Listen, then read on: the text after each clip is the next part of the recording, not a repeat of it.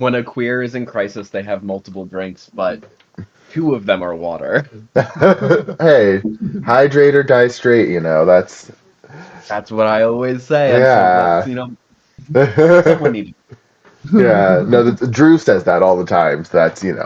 Oh, hello, everyone. Welcome back to Open Table Adventures. As always, I'm Dan the Baker, and I'm here today with a very special episode of Table Talks, where I get to shed a spotlight on some amazing new project that my friend and your friend Rowan has started. Rowan, how are you doing? What do you have going on? Hello, I am doing so well, so tired, but so good. Last week I launched Rascal News, a new independent worker-owned, reader-funded tabletop role-playing game journalism outlet with two true icons of the tabletop journalism industry, Chase Carter and Lynn Kodega. You've probably seen Chase's work around from all of his labor reporting that he does. He does a lot of work with Dicebreaker, some really incredible stuff over there. And then everyone who cares about tabletop games knows Lynn Kodega's name from their work doing the OGL Crisis story breaking and the Wormwood story breaking and Hasbro sending Pinkertons to someone's house for having a magic card. Lynn has broken truly like industry defining stories, and we all decided that after being underpaid and laid off and exploited that we wanted to do something for ourselves and launch Rascal, where we can kind of do whatever we want, but whatever we want to do is focus on the stuff that the community cares about. So yeah, that's what we're doing. Yeah, and also not to mention that among the titans of journalism, there is you, who people may know from your interviews with some amazing TTRPG people. Brendan Lee Mulligan. You recently did Siobhan Thompson and Allie Beardsley, and tons of other people that I'm sure. From across the internet that you've seen Rowan talk to. I'd love to. I think my first question, I think it's a question on a lot of people's mind, is why Rascal? Why the name Rascal? So I might be making this up entirely, but Go for it. I love either I fiction. either I did it or Lynn did it, but at some point Lynn was referred to as a rascal for the work that they did with the OGL crisis and their investigative reporting, being a little rascal. And then once we started doing this and like started planning this, because it was right after Lynn got laid off, that we were like, okay, so how are we gonna do this? What are we gonna call it? We went through a couple different names, and I'm pretty sure I'm the one that pitched as a joke Rascal, doing a callback to having called Lynn a rascal at some point. And then it just stuck. It's just honestly, we're little rascals. We are coming in, and all of the big corporations who are doing some shit that they don't want people seeing, we're getting in there, we're being little rascals, and we're exposing it. That's Yeah. kind of the ethos. Yeah, it's scrappy. It's you're trying to kind of take down the big guys. It's kind of what it comes across for me, at least. Yeah. Yeah. The last time you were here, the last time we did an interview with you, you talked about the need for more like reviewers in the TTRPG space. Is this something that you're going to try and accomplish through Rascal, like getting more people to review through you guys? Yeah, so Rascal's whole thing that we have right now is we literally started from $0. We had no money, we had nothing. The only thing we had was what we each individually had.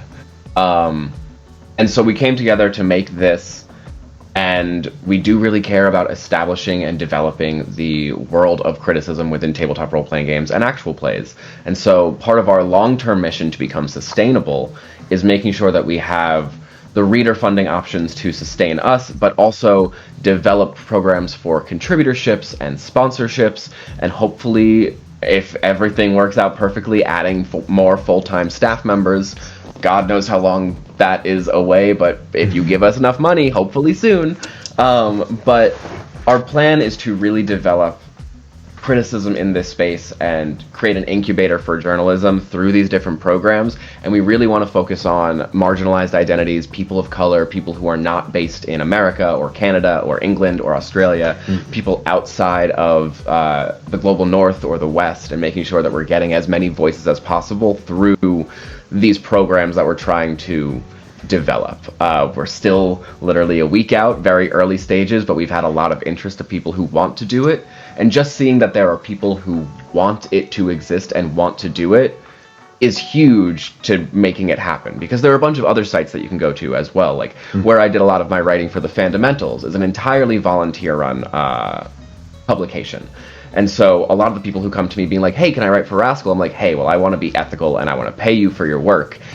And I can't do that yet, but there is a site where it is the contractual agreement that you are doing this voluntarily. So you can head over to the Fundamentals and you can submit to write for them. And there are a bunch of other fan-run sites that are doing this work and have been doing this work that people should reach out to and contact, because the Rascal wouldn't exist without the work of the people that are doing it alongside us in this volunteer, fan-oriented space. Yeah, for sure. So yeah, it feels like you're trying to build, and not necessarily that you're trying to build a community, but you're trying to build upon like the TTRPG community that already exists, which, you know, I love. That's kind of what our ethos here at Open Table Adventures is as well. So definitely a big supporter of that. What are some, I guess, more of the communal aspects of Rascal that you have going on? Yeah, so there's obviously the coverage that we do, which is really community focused. We're trying to cover indie designers, indie writers, indie performers, as well as the big people who are, you know, the big attention drivers in the space. But also we have our free to access and free to submit to community announcement section, where anyone from the community can submit their press release. We obviously have discretion over what can be published on the site, so if you post something that's weird and fucked up in a not fun way, then it's not going to go up on the site. Yeah. But only fun, weird, and fucked up. Yeah. Exactly. Only fun, weird, and fucked up, which the TTRPG space has so much. So much, yeah. But yeah, we have, you can email press@rascal.news, and you can send your press releases there, and we can get you set up with a contributor account. So that way, more people can know about what it is that's going on. Having this, despite the fact that a lot of our stories are going to be paywalled or membership only walled, like you don't have to pay, but you will have to be a newsletter member, because we need those numbers to prove to conventions and things like that that we are worthy of their exclusives and time and etc. Journalism, politics. Yeah. Fun things. Exactly, so much fun. But this free to access area of the site is really, really important to us, and has always been really important to us in developing this, because there is not a centralized place where people can go and go, what's happening in the TTRPG space? What are people making? What new shows are going on? What games are being designed? What crowdfunding options are happening? Right now, that's Twitter. Twitter is the place where people go to see what's happening. And we see what's happening there. That is in the hands of a maniac. Yeah, never suppresses anything, especially not, you know, links to Kickstarters. Yeah. Same thing with TikTok, never suppresses anything talking about other websites. Yeah. You know, so it's really unnecessary. No, fully necessary. I really love, I mean, I've talked with some other friends about how we need that kind of space for the TTRPG world for such a long time, because it is so, you know, community built, community based, and like there's so many great creators that I feel like don't get a chance to shine, and now they have a place to have a little bit more luster, I hope. Yeah, absolutely. And I've seen some really, really cool things pop up on our announcements page. One of the coolest things that I saw was that there is some like non-American based press releases that are starting to come in. There was a Spanish game that I can't remember the name of right now, but like set during the Spanish Civil War and like written by a Spanish designer. And so we got that announcement up on the page. And once we begin growing and more people outside of the little insulated bubble that social media kind of puts people in, once these communities can all kind of converge in the centralized area that is Rascal, we can all cross-pollinate. You can go, oh, this is a really cool project by this designer. I want to work with them, so I see their press release here. I can reach out to them. Or, oh, I need to hire someone for something. Let me post a job posting to Rascal so I can put out like, hey, I need designers or I need writers. And you can have people apply by seeing your job posting on Rascal. And so really bringing everyone into this central town square vibe. Yeah. Quest board, as it was. Yeah, kind of an online third space a little bit. Exactly. Yeah, totally. I love that. When it comes to the like articles, I guess, what is your just like your main goal, like your main ethos for the articles you're putting out? So I have two main goals with the articles that I put out. I guess both yours and then also Lynn and Chase's, I guess, or like as a collective. Yeah. Absolutely. I think for me personally, and then Rascal separately, me personally, I am really dedicated to getting a lot more eyes on actual play that isn't just Critical Role, Dimension 20, the big guys. I am really dedicated to getting actual play representation and actual play criticism towards these smaller shows, because a lot of them are just as good, maybe with a little less budget, so they're a little crunchier, but they are still incredible performances and incredible productions that deserve the attention, and then hopefully that attention will then get them the money. Yeah. So that's kind of my goal with that, but also I have a really big goal of making sure that we are building these global communities and talking about how the ways that the things that impact the TTRPG community are not just things that impact the TTRPG community. These are things, we are a culture publication. So we are talking about the way that culture is represented within the things that we're writing about. So my pieces that I have coming out, I wrote some reviews of some really big shows. I wrote about Faster Purple Worm, which is a really interesting, fun, like anthology sitcom vibe. And then there's the Marvel TTRPG that I reviewed, which was basically just a huge ad for Marvel's new show and wasn't really an actual play in the terms of like the art that a lot of people in the indie scene are making, and they did not use the assets and the resources they had because they were just trying to market. But like in my interviews that I'm trying to do, I got to speak to Montana State Representative Zoe Zephyr and independent journalist Erin Reed about how TTRPGs impact their lives and the policy work they do and the reporting work that they do. And then speaking to, I recently spoke to, I actually have going out tomorrow, a article with the cast of Harlem Hellfighters Never. Yeah, today, of course. Exactly, today. It's a two-parter, so it will also be coming out tomorrow. Okay, perfect. It's an interview that I had with the cast of Harlem Hellfighters Never Die, which is a Queen's Court Games production. It is an all-black show set during the Harlem Renaissance using Lovecraftian horror to kind of explore the narrative of the story. And through the interview, we talk about both like the importance of actual play and media in representing experiences and how media holds people accountable, but then also talking about what it's like to be black in the TTRPG space and what that experience is like being tokenized versus playing within community. And so talking about these things that are unique in their manifestation in the tabletop role-playing space, but have larger implications outside of the culture. And I think Lynn and Chase have really similar vibes that they're coming in this with. They have very similar goals, that they really, really want to make sure that they're representing the work of lesser recognized artists, but also they're much more into the investigative journalism side of this. And so they are really, really focused on making sure that the people in power in this community are being held to account. And I am learning a lot from them. In the 2 months that I've worked with them already, I'm learning so much about what it means to be a journalist in an investigative sense, outside of just like an entertainment culture journalist. And so bringing all of that together to hold a space that is holding people accountable and uplifting art. Totally, yeah.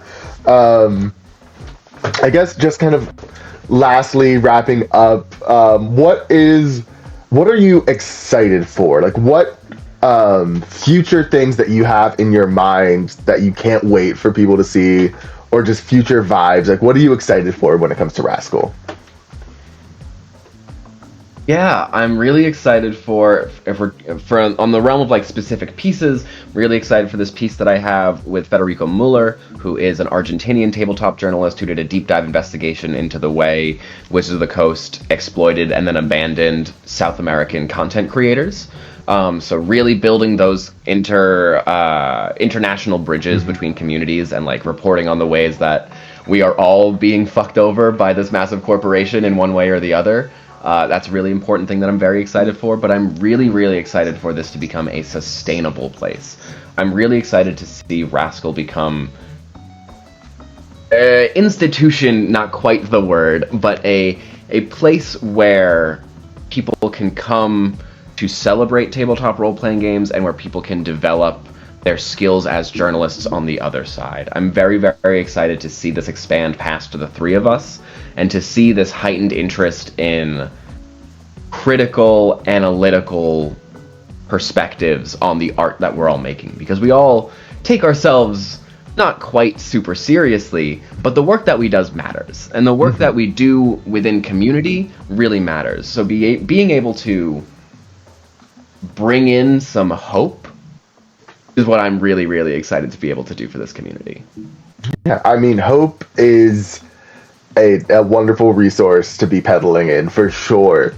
And yeah, I've already seen community support pouring in for Rascal. Like the three of you already, I think, had like a bit of support behind you just from the community. So I think it was an easy transition to be like, oh, these three people are now together doing something. Let me support them. I read your article with Aaron Reed, literally right before I called you, and I was blown away. Everyone should check it out. I guess, is there any last message you want to put out about Rascal, or what you want people to think about when they think of Rascal? What I want people to think about when they think of Rascal is that I want them to realize that Rascal isn't like an isolated thing. This is not something that exists in a vacuum. We are building on not just the work of the TTRPG space, but also independent newsrooms like Defector and Aftermath and 404 Media, who are owning the work that they are doing. We are trying to restructure the way that not just we engage with media, but the way that we engage with the world and labor and culture, and making sure that it doesn't just stop with us. We're just three people who are doing this because we decided that we wanted to do it and we wanted to create something and make the world slightly better by its creation. We wanted to create a horizontal power structure. We wanted to create equitable payouts so that way whoever needs it the most in this moment can get it and be supported by each other. It doesn't stop at Rascal. You can do that in every sector of your life. You can unionize your workplace. You can organize with a local tenants union. You can go to a mutual aid organization in your neighborhood. These community efforts and these community-focused spaces are kind of the only way that we can move into a future that is going to be in any way good. And so having to imagine and take the risk to go against the things that you've thought were the only possible avenue, and with other people imagining something new. And that's really what I want people to take away from Rascal. More than anything else I write, more than anything else we do, is this idea that you and the people around you can change the world if you put the work in. Beautiful. Well, everyone, make sure you check out Rascal. You support these amazing writers, these amazing creators. I'm so excited to see, what you guys have coming up. All